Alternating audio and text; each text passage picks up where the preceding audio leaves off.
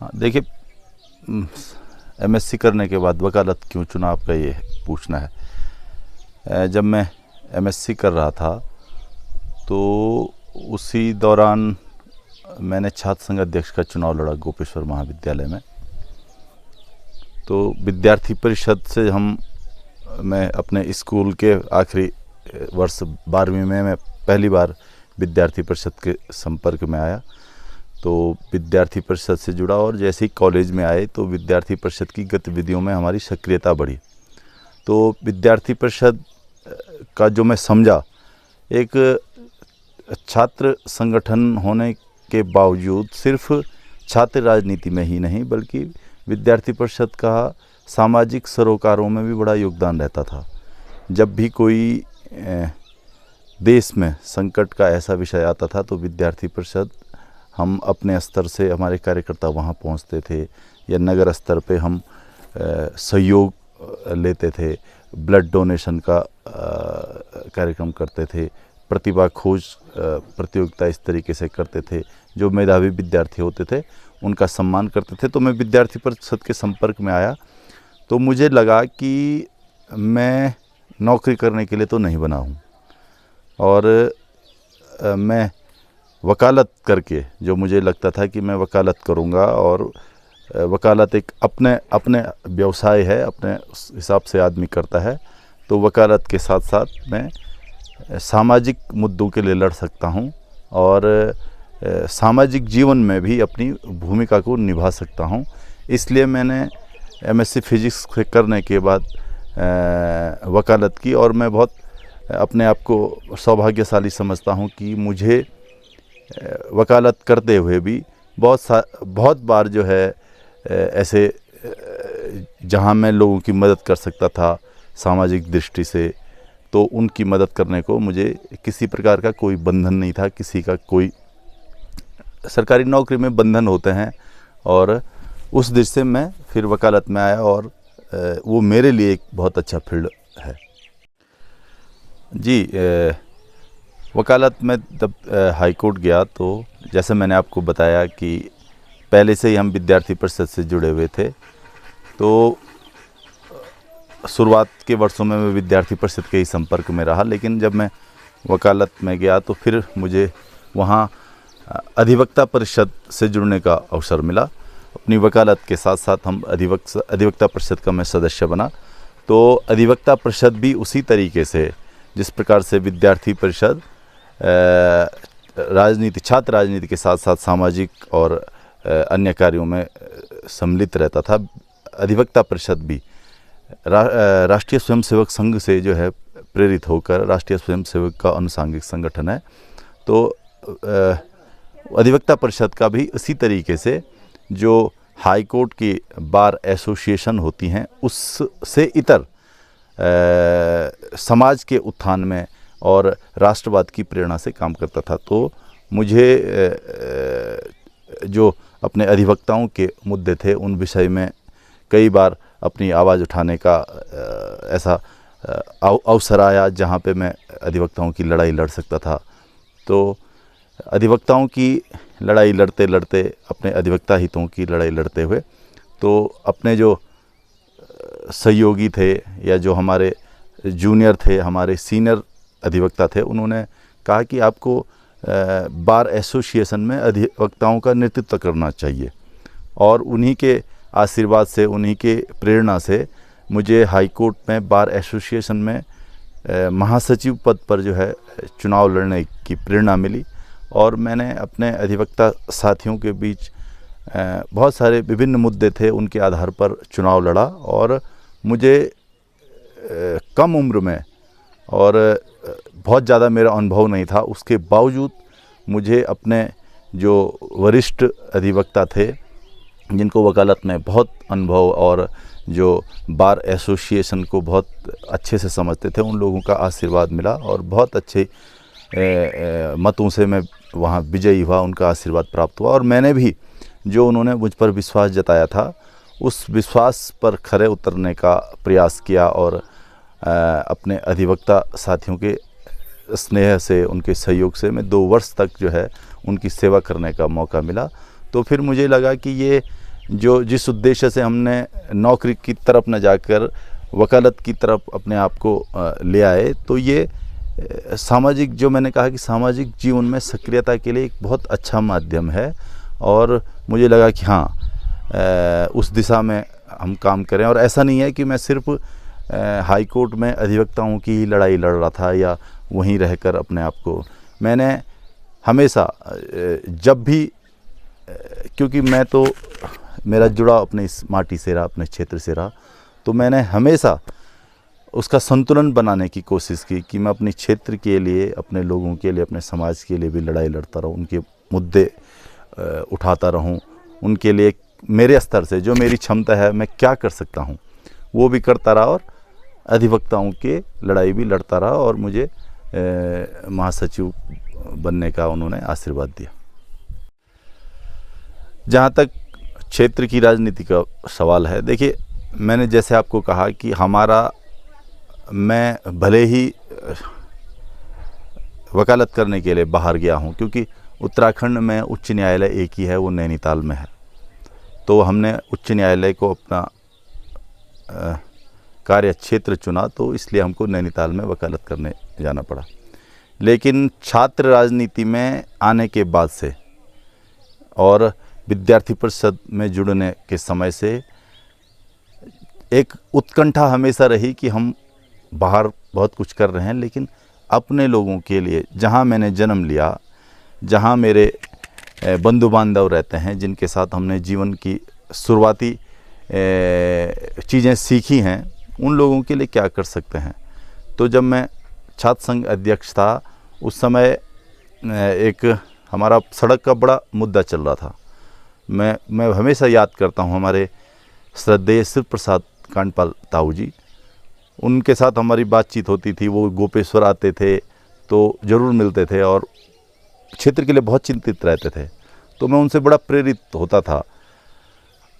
जब वो जीवित थे तो हमने एक सड़क के लिए अनशन और आंदोलन किया था। उन्होंने कहा कि मैं इसमें जो है अनशन करूंगा और तुमने मुझे सहयोग करना है। सहयोग इस रूप में कि अधिकारियों से वार्ता करनी हो, कुछ मांग पत्र हैं, इस तरीके से। तो हमने उस आंदोलन में बहुत बढ़ चढ़कर भाग लिया। और तब उस समय मुझे लगा कि सिर्फ सड़क ही नहीं, बहुत सारे ऐसे मसले हैं, चाहे स्वास्थ्य का मसला हो, शिक्षा का मसला हो। भले हम सौभाग्यशाली हैं कि हमारे क्षेत्र में दशचूला में मैं अभी अपने गृह क्षेत्र की बात करूंगा, बृहद क्षेत्र की बात तब करूंगा। तो 1904 का बना हुआ हमारे यहाँ प्राथमिक विद्यालय है। तो मैं समझता हूँ कि हमारे क्षेत्र में शिक्षा में कितना महत्व देते होंगे, कितनी जागरूकता रही होगी कि उस समय लोगों ने यहाँ प्राथमिक विद्यालय स्थापित किया और अपनी जगह दे के। उस दौर में जब लोग अपनी खेती के लिए इतने मरते थे, वो एक खेत का टुकड़ा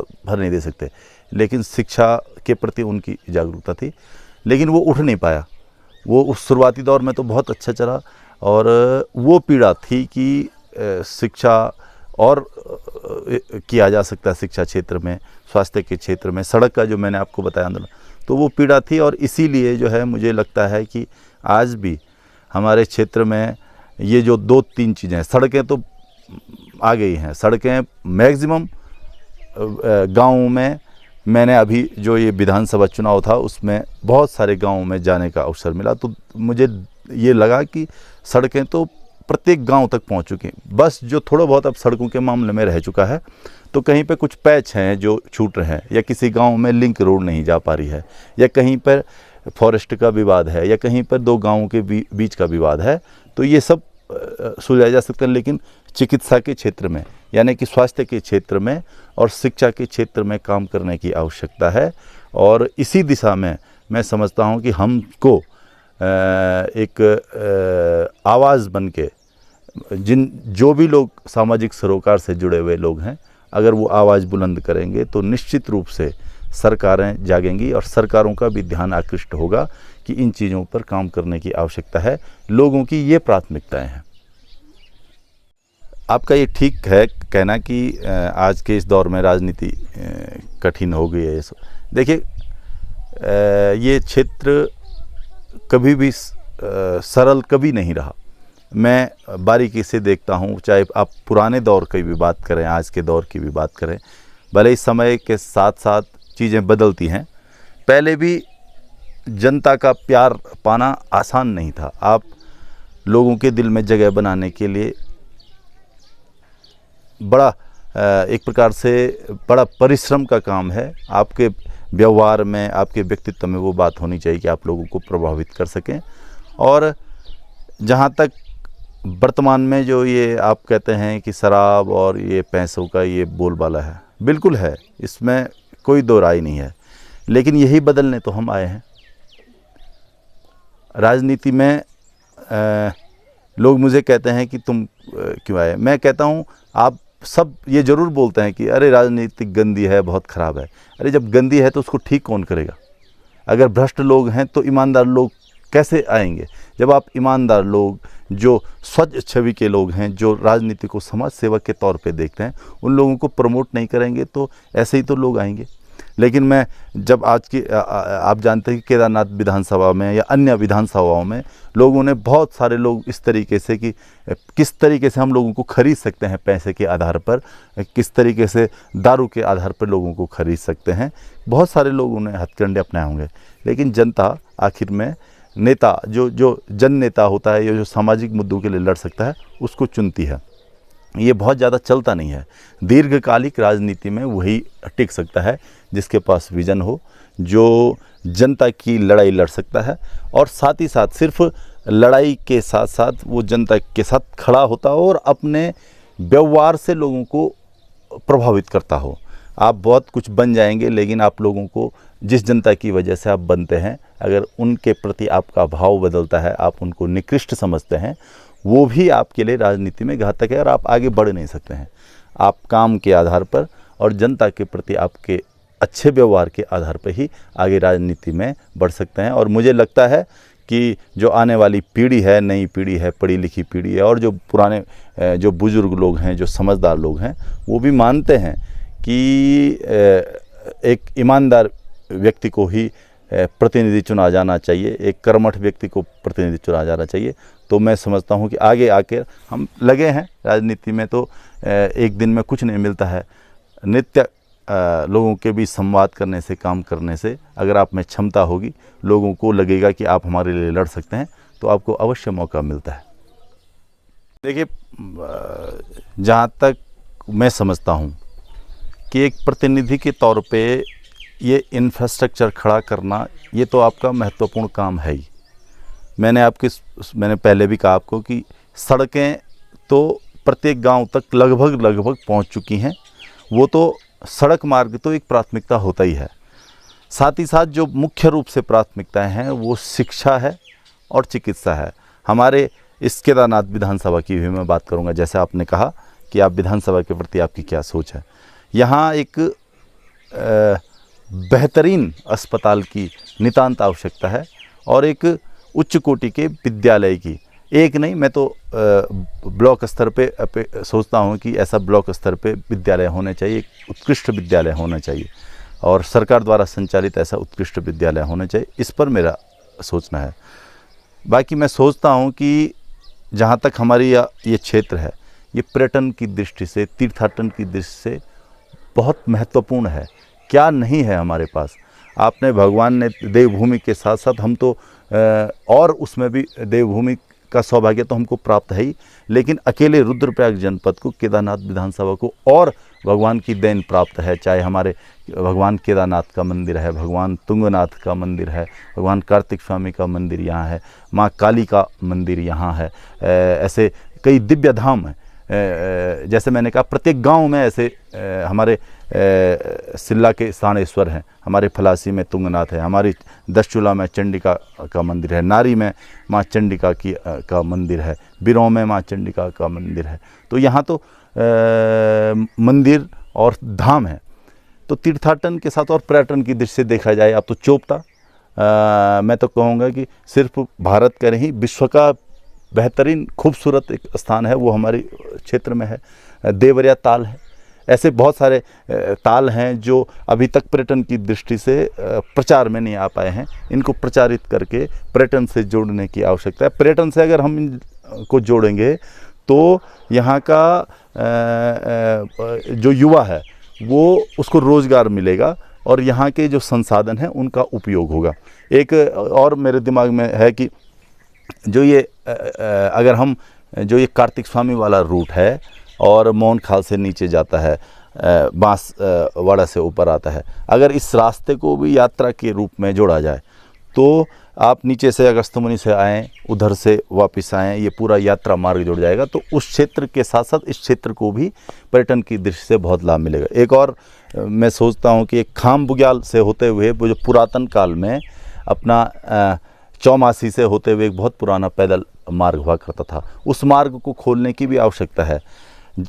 आप देखते होंगे कि यात्रा काल में सोनप्रयाग और इस क्षेत्र में बहुत आगे जाम लगता है, बहुत अथाह भीड़ हो जाती है। तो एक विकल्प के तौर पे यहाँ से यात्रा जाए, वहाँ से यात्रा को ऊपर नीचे का रास्ता बनाएं, वापसी का रास्ता बनाएंगे तो एक तो यात्रा सुगमता से भी चलेगी और उस घाटी में भी यात्रा का आवागमन होगा तो उस क्षेत्र को भी विकास की दिशा में आगे बढ़ने का मौका मिलेगा और वहाँ के युवाओं को भी तीर्थाटन के माध्यम से खाम जगह स्थान का प्रचार प्रसार तो होगा ही, युवाओं को भी रोज़गार के नए अवसर प्राप्त होंगे। और हमारे इस क्षेत्र में काफल, बुरांस, ऐसे बहुत सारे जो फल हैं या फूल हैं जो आयुर्वेद की दृष्टि से जो मेडिसिन के रूप में उपयोग किए जा सकते हैं। मैं समझता हूँ इन चीज़ों का भी जो है हमको, और पैदावार तो प्राकृतिक रूप से होती है लेकिन उसका हम उपयोग नहीं कर पा रहे हैं, उसका जो है हम संसाधन के रूप में स्थापित नहीं कर पा रहे हैं, जो हमारे आय के स्रोत बन सकते हैं उनको भी आय के स्रोत में तब्दील करने की आवश्यकता, और इस पर मेरा बड़ा है। मैं समझता हूँ ये बहुत सारी चीज़ें हैं जिन पे काम किए जाने की आवश्यकता है। पहले में ही मैंने एक बात कहा था कि एक जनप्रतिनिधि, एक विधायक का काम सिर्फ इंफ्रास्ट्रक्चर और उसके साथ साथ वो कानून बनाता है, वो विधानसभा में अपने प्रांत के लिए जो विधेयिका बनती है उसमें उसकी भूमिका होती है।